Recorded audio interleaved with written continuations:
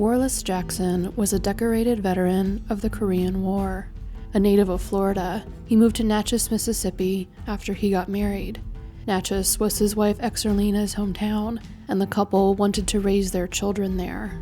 They welcomed 5 children during the 1950s, 4 daughters and a son. wharlest helped organize and became the treasurer of the Natchez chapter of the National Association for the Advancement of Colored People, or the NAACP. He also worked very hard to provide for his family. He worked 3 jobs to support them, working as a baker, as a barber, and working on the night shift at the Armstrong Rubber and Tire Company. In early 1967, wharlest received a promotion at Armstrong. 122 employees at the factory were eligible to apply for the position. Out of everyone who did apply for it, wharlest had the most experience and was selected for the position. While for most people this would be a cause for celebration, for wharlest it was potentially dangerous. The new position as a chemical mixer came with a 17-cent per hour raise, a better schedule, and threats of violence. The position wharlest was offered had previously only been held by white men. wharlest had been awarded the position over 2 white employees who had also applied for it but lacked his seniority. The Civil Rights Act of 1964 had prohibited discrimination on the basis of race, color, religion, sex, or national origin, with provisions specifically outlawing discrimination in hiring and firing, but it did not immediately result in new opportunities for African Americans in the workforce. Many employers were still reluctant to treat Black workers equally, and African Americans who did manage to finally secure jobs previously withheld from them because of their race were often met with scrutiny, harassment, or even violence. wharlest was particularly at risk because of where he lived and where he worked. Natchez and the surrounding area was a hotbed of activity for the Ku Klux Klan, and Klansmen were employed at Armstrong Rubber and Tire.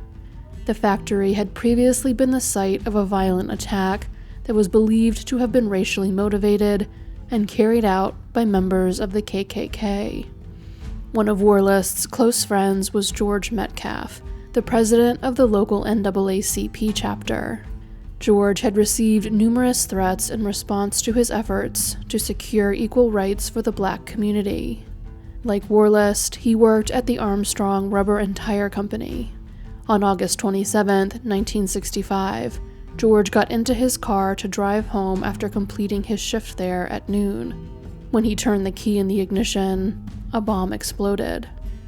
George was badly burned, his arm was broken, his right eye was permanently damaged, and his right leg was broken in 3 places.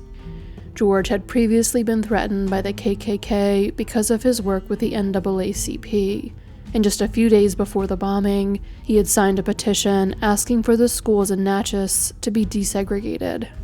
However, no one was ever charged in connection to this bombing. While it was believed that the bombing was carried out in an attempt to kill George Metcalfe and the growing civil rights movement in the area, George Metcalfe survived despite his serious injuries, and efforts to secure equality only increased in response to the bombing. George was making public statements through the NAACP within a matter of weeks. The attack brought the Black community together, and, amongst other efforts, they organized one of the largest and most successful economic boycotts in the history of the state of Mississippi. The boycott concluded after 23 local white-owned businesses agreed to begin hiring Black employees, multiple public institutions were desegregated, and 6 Black police officers were hired in Natchez. George Metcalfe's survival and ongoing work were not easy, however. wharlest and Exerlina were fully aware of what taking a stand could cost them. They had helped take care of George over the months he spent recovering from his injuries before he could return to work. When George was finally recovered enough to return to work after more than a year, wharlest also drove him to and from the factory each day. Given the attempt on their friend's life at Armstrong Tire, Exerlina did not want her husband to accept the promotion. She thought he should quit the company altogether because just being offered the position could have made him a target to some of his coworkers.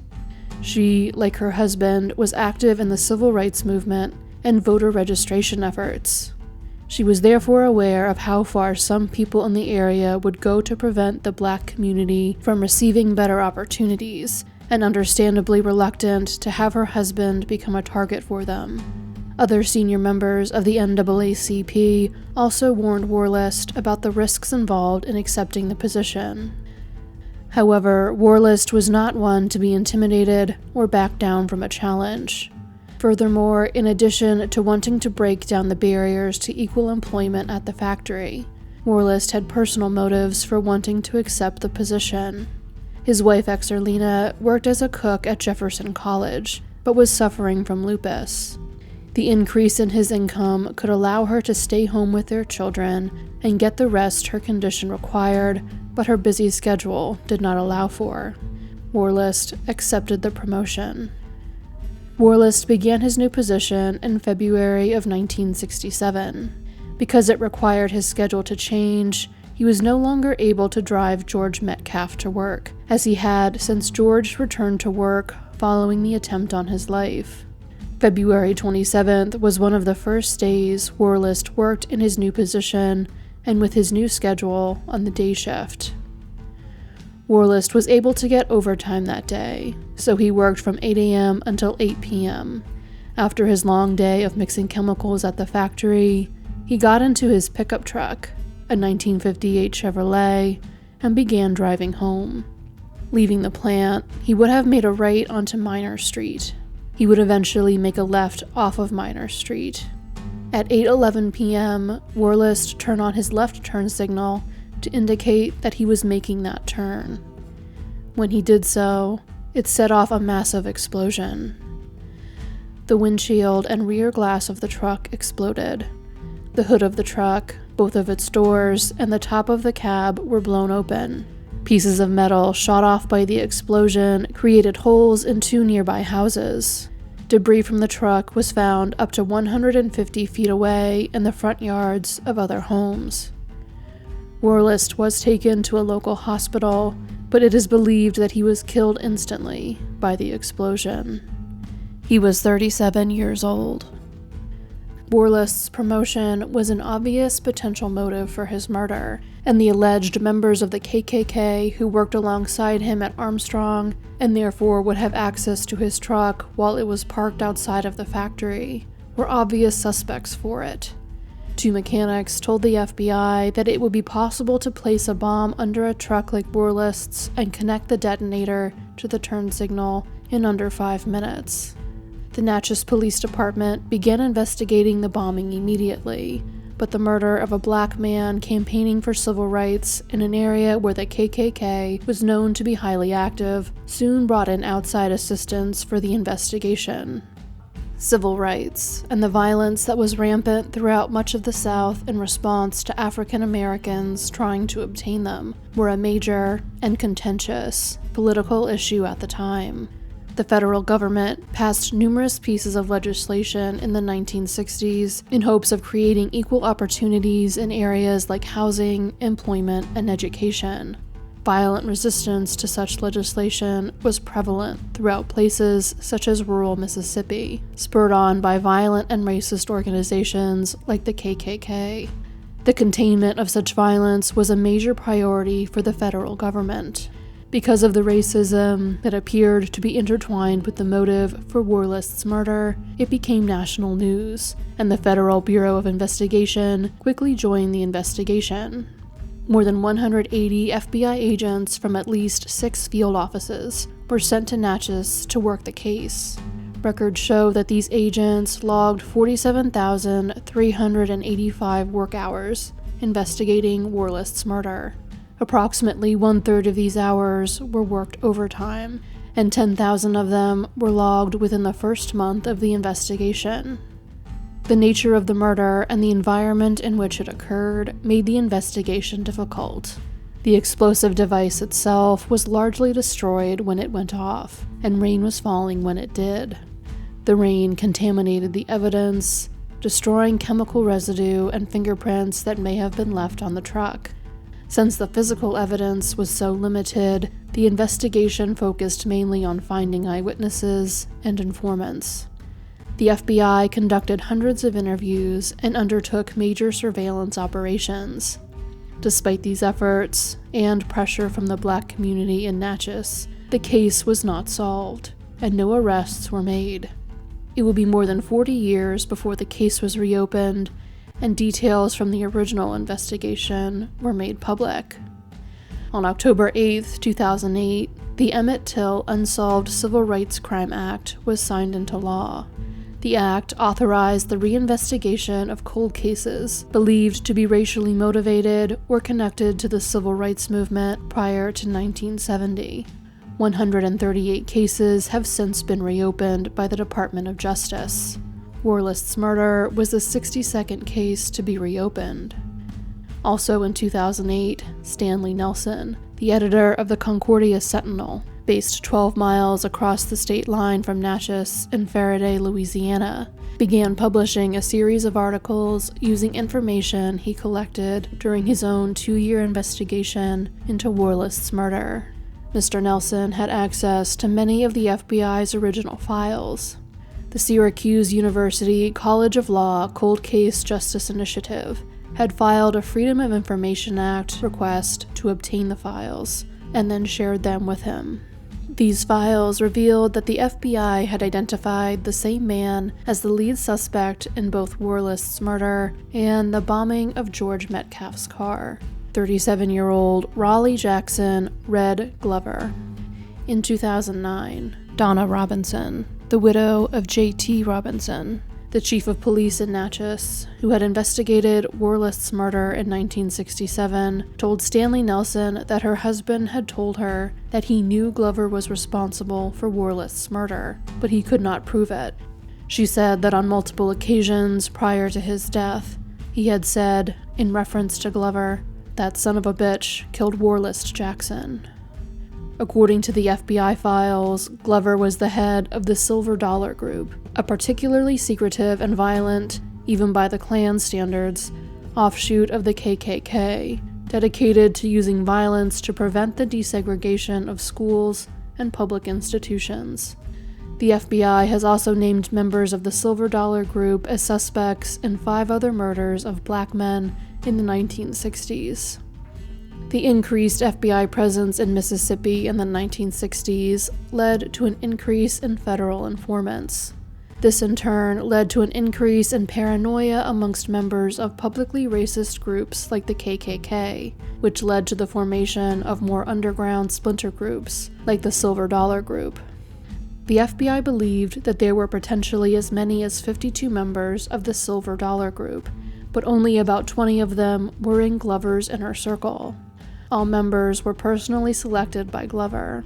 The group got its name from Glover's practice of presenting new members of the group with a silver dollar minted in the year of their birth, which they could use as a covert means of identifying themselves to other members. Glover was a veteran of both World War II and the Korean War.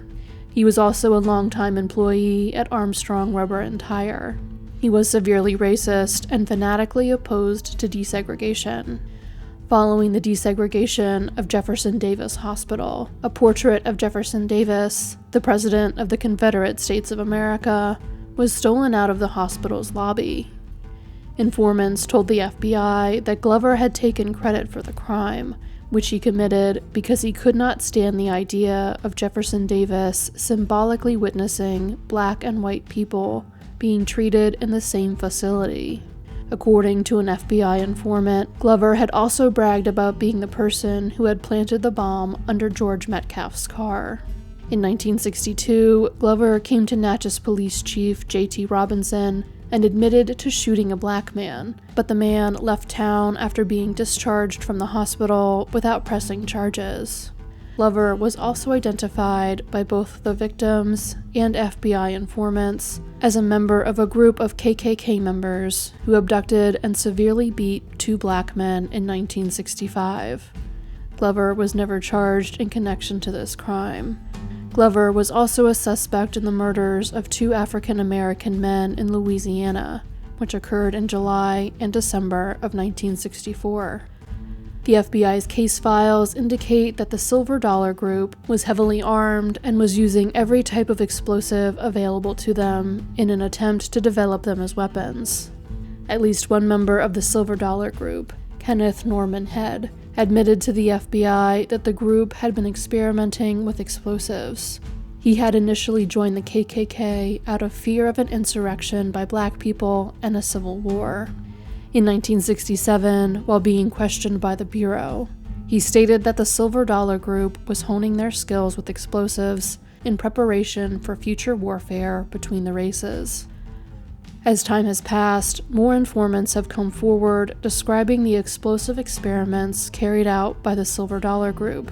Some of these informants have been the children of the group's members. Brothers Sonny and Leland Boyd are the sons of Ursel Boyd, who worked at Armstrong and was a member of the Silver Dollar Group. They have spoken extensively about their experiences growing up as the children of a member of the group. As paranoid and secretive as the Silver Dollar Group could be, some of their activities were family affairs. Sonny and Leland attended multiple fish fries held for members of the Silver Dollar Group and their families. According to FBI informants, the bombing of George Metcalfe's car was planned at one of these fish fries in June of 1965. At these fish fries, the Leland brothers witnessed their father and other members of the Silver Dollar Group, including Red Glover, experiment with all manner of explosives. Glover was also a regular visitor to their home, where their father stored multiple bombs in the attic and in a shed. Sonny reports that Glover once showed up at his family home with a trunk full of fully loaded firearms, frightening him by dry firing the weapons in the driveway with his father. Informants told the FBI that experiments with explosives at a fish fry in August of 1965, shortly before the bombing of George Metcalfe's car, were unsuccessful. However, FBI records also indicate that just 4 days before that bombing, 2 Silver Dollar Group members were able to successfully detonate a charge by connecting wires to the ignition coil of a car. The closest thing to physical evidence the FBI ever found connecting the Silver Dollar Group to the murder of wharlest Jackson came from the bomb used to commit it. While most of the bomb was destroyed in the blast, FBI records show that agents found fragments of a leg wire amongst the debris at the crime scene. This particular leg wire was consistent with one from a kind of electrical blasting cap used for seismic work in the oil field industry. A primer cord used in the oil field industry was also used in the bombing of George Metcalfe's car. E.D. Morris, a Silver Dollar Gang member who became an informant for the FBI, reported that he and Glover had gone to the home of Armstrong employee Eldon Hester to see a large quantity of explosive material in December of 1966. The material in question was used primarily for seismic work in the oil field industry. The FBI's files on the case indicate that the Bureau had a theory that wharlest was not the primary target of the bombing that killed him. They speculated that instead, the bombing was a second attempt on the life of George Metcalfe, who had just returned to work after spending over a year recovering from the injuries he sustained when his car was bombed in August of 1965. A local leader of the KKK told the FBI that he had learned that members of the Silver Dollar Group were planning a second attempt on George's life in December of 1966, and that group members had been told to prepare alibis for early January 1967. According to FBI files, while wharlest's promotion was common knowledge amongst the other employees at the factory, its associated shift change, and therefore the fact that wharlest could no longer drive George Metcalfe to and from work, as he had since George had returned to work a few weeks before the murder, was not. Wharlest had worked late on the day of his murder, so whoever placed the bomb under his truck may have done so in the early evening hours, and assumed wharlest had recently arrived at the factory for the night shift that he had previously worked with George.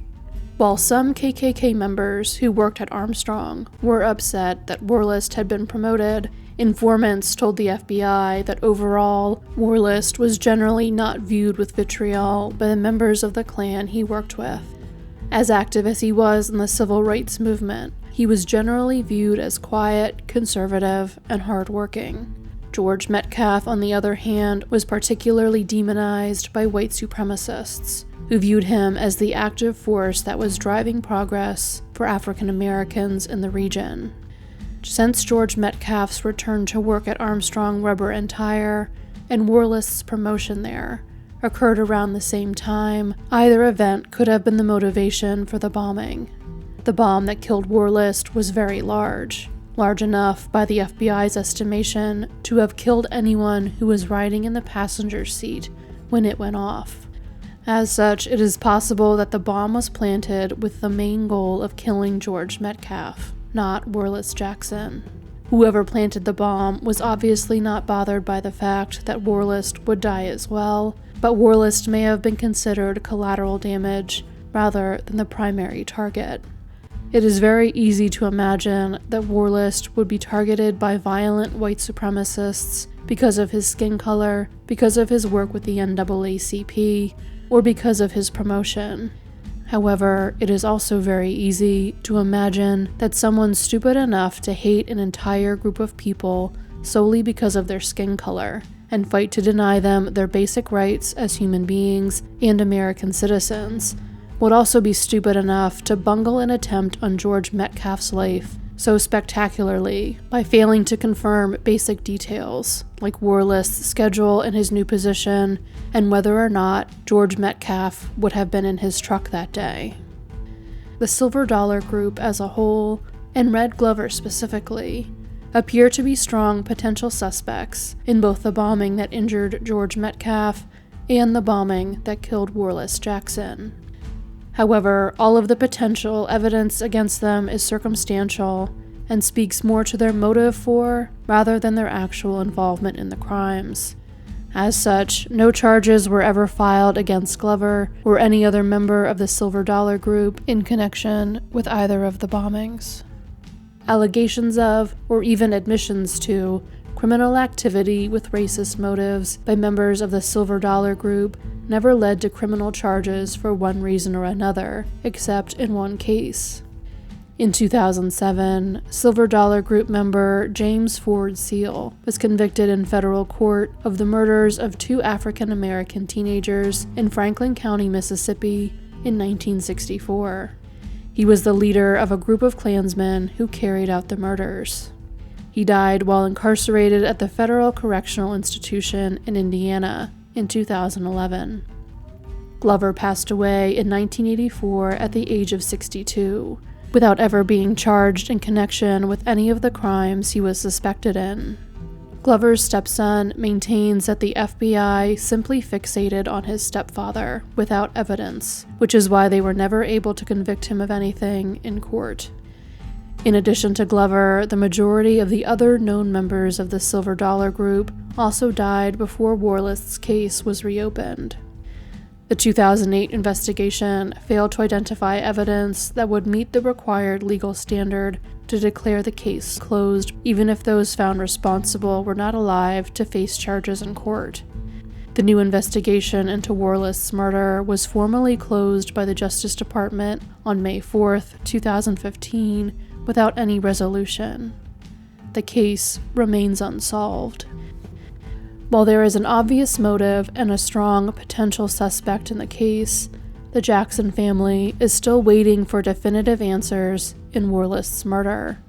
The family is motivated by finding peace for themselves, not by vengeance towards their father's killer or killers, or their families. Speaking about his father's murder in 2008, Wharlest Jackson Jr. stated, "I've forgiven my father's killers. I'm not bitter anymore. These men's sons may be suffering from the sins of their fathers, but I don't wish that on anyone. I think it's harder on the people who did this than on us. No rest for the spirit. It must be miserable." they do remain frustrated with the closing of the case and the lack of work being done by law enforcement to finally solve it. wharlest Jr. stated in 2015, "A lot of people have tried to push my daddy's death under the rug. We're still trying to pull it out into the light."